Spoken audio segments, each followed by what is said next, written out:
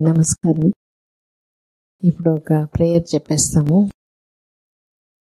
ఇక్కడ చేరి ఉండే ప్రతి తల్లిదండ్రులు కూడా మంచి బిడ్డ అంటే మంచి ఆరోగ్యం, మంచి తెలివితేటలు, మంచి గుణాలు కలిగే దీర్ఘాయుష్తో ఉండే మంచి బిడ్డని హ్యాపీగా, ఈజీగా, కాన్ఫిడెంట్గా తీసుకుంటారు అని మనస్ఫూర్తిగా ఇస్తున్నాను. ఈరోజు టాపిక్ ఏంటంటే, మనం ఈజీగా హ్యాపీగా తీసుకోవాలంటే మనలో ఏం మార్పు రావాలి అనేది ఈరోజు టాపిక్. సో మనం ఈ ప్రెగ్నెన్సీ అనేది ఈజీగా రావాలి అంటే ఏం చేయాలి? శారీరక లోపం, దానికోసం మనం మగవాళ్ళకి ఈ సెమెన్ అనాలిసిస్ చేస్తాము. ఆడవాళ్ళకి ఎగ్ బాగా డెవలప్ అవుతుందా, రిలీజ్ అవుతుందా, ఎండోమెట్రియం లైనింగ్ థిక్నెస్ బాగుందా, ట్యూబ్స్ బాగుందా, హార్మోన్స్ బాగుందా, థైరాయిడ్, ప్రొలాక్టిన్, ప్రొజెస్ట్రాన్, ఇటువంటిది ఇవి అన్ని మనం చూస్తాము. మనం ఏం చూస్తామంటే ఎక్స్రే తీస్తాము, లేదా స్కాన్ గైడెన్స్లో చేస్తాము, ఎస్ఎస్జి అని, లాప్రోస్కోపీ చేస్తాము. సో మామూలుగా శారీరక లోపం బాగుంది అని చెప్తే నెక్స్ట్ ఏం కావాలి? పని చేసే తీరు ఇంప్రూవ్ అవ్వాలి. ఆ పని చేసే తీరు ఇంప్రూవ్ అయితేనే, ఇవి బాగున్నా లోపల అది పోయి పని చేయాలి. పని చేస్తే ఏంటి? అండం విడుదలయ్యేటప్పుడు ట్యూబ్స్ దాన్ని తీసుకోవాలి, పిండం ఏర్పడాలి, కణాలపై కలుసుకొని ఆ పిండం వచ్చి గర్భసంచిలో అతుక్కోవాలి. ఇదంతా లోపల దాని పని అది జరుగుతుంది. అంటే మనకి ఎట్లా అంటే, ఈ సీడ్ మనం విత్తనం నాటేస్తే భూమిలోనే ఉంటుంది, అదంతటికదే వస్తుంది. పాలు తోడేస్తాము, అదే మనకు తెలియదు అది లోపల ఏం జరుగుతుందో, పెరుగైపోతుంది. సో ఒక క్యాటర్ పిల్లర్ ఉంటుంది, అది ప్యూపా అయిపోతే ఏం జరుగుతుందో తెలీదు, దాని నుంచి బటర్ఫ్లై వచ్చేస్తుంది. అంటే ఏమని అర్థం? అట్లనే ఈ బిడ్డ లోపల పోయి యూట్రస్లో పోయి అతుక్కుంటుంది. సో ఇది శారీరకంగా బాగుండేది మనకి కనిపిస్తుంది టెస్ట్లు, కానీ ఈ పని చేసి ప్రెగ్నెన్సీ ఏర్పడడం మనకి కనిపించదు.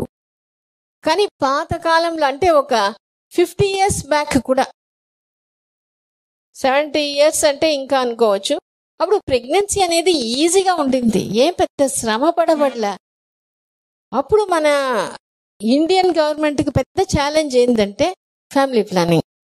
ఎక్కువ మంది పిల్లలు అయిపోతున్నారు. సో అప్పుడు ఒక 4-5 మంది అంటే ఉండేవాళ్ళు, 3-4 అనేది కామన్గా ఉండింది. ఇంకా 1940కి ముందు అయితే ఇంకా ఎక్కువ,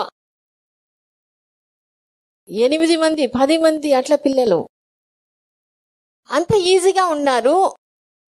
ఇప్పుడేమైపోయింది? ఒక్కరు పుట్టడం కూడా కష్టంగా ఉంది. ఎక్కువ మంది, ఎక్కువ ఇన్ఫర్టిలిటీ క్లినిక్స్ వచ్చేసినాయి. దానికి ఏం మామూలుగా రీజన్ మనం చూస్తాము, అంటే రీజన్ అని కాదు, ఏం ఉండింది అప్పుడు ఎడ్యుకేషన్ లేదు, ఈ గూగుల్ అనే ఇన్ఫర్మేషన్ లేదు, తర్వాత వాళ్ళకి ఇది కూడా లేదు, అంత పావర్టీ ఎక్కువగా. ఇప్పుడు మనం చదువుకున్నాము, మనకి ఉద్యోగం ఉంది, మనకి అఫ్లుయెన్స్ ఉంది, తర్వాత ఇన్ఫర్మేషన్కి గూగుల్ ఉంది, ట్రీట్మెంట్కి హైటెక్ ట్రీట్మెంట్ ఉంది, అన్నీ ఉన్నా కూడా కష్టపడుతున్నామే ప్రెగ్నెన్సీ రావడానికి. ఇంకోటి ఇంపార్టెంట్, అప్పుడు ఈ అబార్షన్స్ అనేది తక్కువ, చాలా తక్కువ, అనామలీస్ తక్కువ. పిల్లలు వచ్చినప్పుడు బాగా హెల్దీగా, ఎమోషనలీ హ్యాపీగా ఉండే పిల్లలు. ఇప్పుడేమంటే మిస్క్యారేజెస్ ఎక్కువ అయిపోయింది, కరోనా తర్వాత ఇంకా ఎక్కువైపోయింది, మాల్ ఫార్మేషన్స్ ఇంకా ఎక్కువైపోయింది, అంటే అంగవైకల్యాలు ఎక్కువైపోయింది. తర్వాత ఇమోషనలీ డిస్టర్బ్డ్ చిల్డ్రన్, ఈ ఆటిజం, ADHD అనేది కొంచెం ఎక్కువైపోయింది. కానీ అవి అన్ని చేసినా కూడా, ఇది బాగా గమనించండి, ఈ బకెట్ లో మనం నీళ్లు పోస్తూనే ఉన్నాం, ట్రీట్మెంట్, డయట్, ఎక్సర్సైజ్ అన్ని ఎఫర్ట్, కానీ ఈ చిల్లి గుండా పోతూనే ఉంది. సో అది పోవాలి అంటే ఈ చిల్లి పుట్టడమే, బాధపడడం ఆపడం అంత ఇంపార్టెంట్ ఇది. ఇప్పుడు ఇందాక మనం అనుకున్నాం కదా, ఈ పాయింట్ బాగా గుర్తుపెట్టుకోవాలి. అంతకు ముందు కాలంలో ఈజీగా ఎందుకు వచ్చిందంటే పక్కన వాళ్ళు పెద్దవాళ్ళు అప్పుడు హాస్పిటల్స్ లేదు, వాళ్ళే ఇంట్లో ట్రీట్మెంట్ ఇవ్వాలి కాబట్టి వాళ్ళు గమనించగలిగారు, నేచర్ని గమనించారు, ఈ ప్రెగ్నెన్సీని గమనించారు. డిలే అయినప్పుడు వాళ్ళు గమనించారు. వాళ్ళు హ్యాపీగా ఉంటే బాధపడితే రావట్లేదు గమనించి వాళ్ళు ఏం చెప్తున్నారు, నువ్వు తీర్థయాత్రపు అంటే out of place out of mind. అంటే నీకు ప్లేస్ వేరే మారిస్తే నీ ఆలోచన ఈజీగా మారిపోతుంది. అందుకనే కొంతమందికి చెప్తాం, కొన్ని ఫ్యామిలీలో ప్రాబ్లం అని ఉంటే కొన్ని ఒక 6 months to 1 year అయినా వేరే ఇంటికి వెళ్ళిపోండి, నీకు ఆ ఇంటరాక్షన్స్ అది లేనప్పుడు నీకు అది మైండ్లో రాదు, నువ్వు ఫ్రీ అయిపోతావు. అట్లా మారి ప్రెగ్నెన్సీ వచ్చిన వాళ్ళు ఉన్నారు. అట్లనే బ్రేక్ తీసుకొని పోయిన వాళ్ళు ఏదైనా బయట వేరే ఊరికి పోయి రావడం, అట్లా ఉన్నప్పుడు ప్రెగ్నెన్సీ వచ్చేస్తుంది. ఇంకోటి అమ్మ సంతోషంగా ఉండేటప్పుడు అప్పుడు పాతకాలంలో ఏం చెప్తాను, నువ్వు అడాప్షన్ తీసుకో, వేరే బిడ్డని తీసుకో, దత్తకు తీసుకున్నా సరే పక్కింటి బిడ్డని బాగా చూసుకున్నా ఆ సంతోషంగా చేసినప్పుడు వచ్చేస్తుంది. ఇప్పుడు కూడా అదే చూస్తాం, వేరే వాళ్ళ బిడ్డని బాగా చూసుకునేటప్పుడు, మొక్కల్ని బాగా పెంచుకునేటప్పుడు, కుక్క పిల్లని పెంచుకునేటప్పుడు ఇష్టంగా ఉండి ఆ సంతోషం ఫీల్ అయినప్పుడు ఇది ఈజీగా ట్రిగర్ అయిపోతుంది, వచ్చేస్తుంది. సో అందుకనే కానీ ఇప్పుడు ఏమవుతుందంటే మనం ఎక్కువ సెన్సిటివ్. అంతకుముందు పాతకాలంలో పెద్దవాళ్ళు చెప్పారు, ఏమైనా ఇట్లా వింటే ఇట్లా వదిలిపెట్టి వెళ్ళిపోవాలి అని, అట్లా వినేది. ఇప్పుడు మనం ఏంటంటే బాగా సెన్సిటివ్ అయిపోతుంది. ఒక చిన్న మాట కూడా మనం ఒప్పుకోవట్లేదు, వాళ్ళు ఎట్లా నన్ను అంటారు, అదే బాధపడి పడి. అందుకనే ఇప్పుడు ఏం చూస్తున్నాము, ఒక చిన్న ఫెయిల్యూర్ వస్తే స్కూల్ పిల్లకాయలు కూడా చదువు ఆపేసేయడం, లేదంటే సూసైడ్ చేసుకోవడం, పెద్దగా అయితే తొందరగా అడ్జస్ట్ అవ్వకుండా డైవర్స్ చేసుకోవడం, ఏ వయసులైనా బిజినెస్లో లాస్ వస్తే వేరే ఇది అయిపోవడం. బిజినెస్ పెద్ద ఈ మధ్య కూడా 1 or 2 years బ్యాక్ కూడా పెద్ద top business man successful so called suicide చేసేసుకున్నాడు బిజినెస్లో సెట్ బ్యాక్ అని. అంటే ఎందువల్ల ఇదంతా సొసైటీలోనే వచ్చే మార్పు, మనలో మాత్రం ప్రత్యేకంగా రాలా. అట్లా ఉండే సొసైటీలో ఉండే పెద్దవాళ్ళు కానీ మన ఇంట్లో వాళ్ళు కానీ బయట ఏం చెప్తారు, ధైర్యం ఎట్లా చెప్తారు, చెప్పట్లేదే.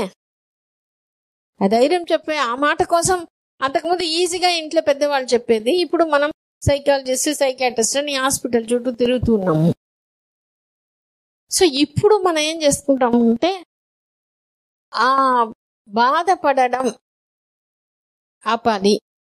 ఆపితే ఇవి అన్నీ ఈజీగా మనకి ట్రీట్మెంట్, డయట్, ఎక్సర్సైజ్ ఎఫెక్టివ్గా వచ్చేస్తుంది. సో మనం ఇది తెలుసుకోవాలి. ఈ చెట్టు అదే విత్తనం మొలకెత్తడం, ఈ స్ప్రౌటింగ్ ఇదంతా వచ్చి ఈ ఫస్ట్ వచ్చే లోపల ఏం ఉండదు, సడన్ గా ఒక రోజు అట్లా వస్తుంది. ఇవి సైలెంట్. అట్లనే ఇది ఈ ప్యూపా నుంచి స్లోగా ఇది వచ్చి అదంతటికి అదే ట్రై చేసి దాని నుంచి బయటకు వస్తేనే అది ఆ రెక్కలకి ఎగిరే శక్తి ఉంటది. కానీ ఇవి ఎప్పుడు అది కంప్లీట్ గా ఉంటది, ఎప్పుడు బాగా అవుతుంది అంటే అవి సైలెంట్ గా పనిచేస్తుంది, స్లోగా ఉంటది, కనిపించదు. ఇంకోటి ఏంటంటే అన్డిస్టర్బ్డ్ అట్మాస్ఫియర్ లోనే అది బాగా పనిచేస్తుంది.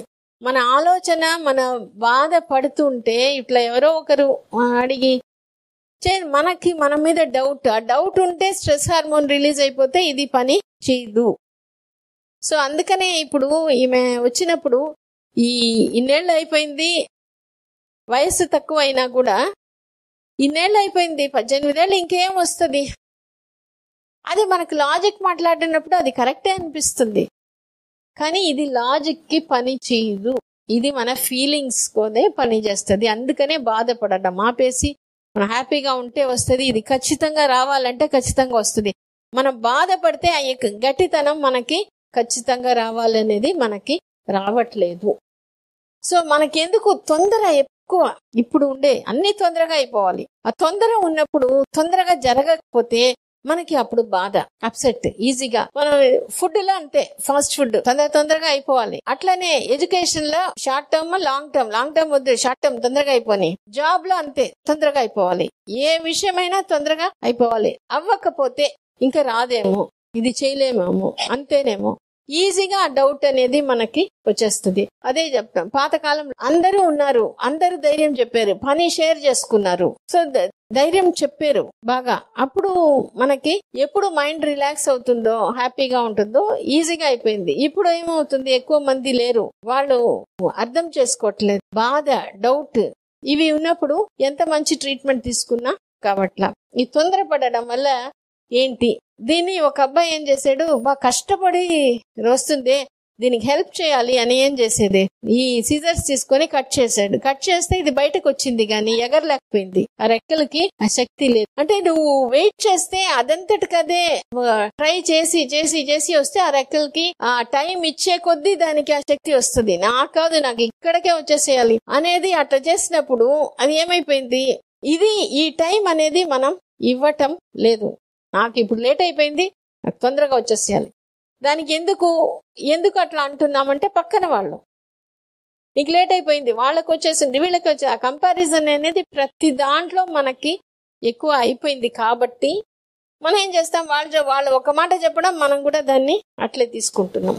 సో అందుకనే ఎంత మనం ఆ ఎండ్ గోల్ ఒకటే, మన బిడ్డని, మంచి బిడ్డని మనం ఖచ్చితంగా ఎందుకంటే అది న్యాచురల్. మనం ఎట్లా పుట్టాము, మన తల్లిదండ్రులు, వాళ్ళ తల్లిదండ్రులు ఎట్లా మనిషి అప్పటి నుంచి వచ్చిందో ఇది కూడా అంతే.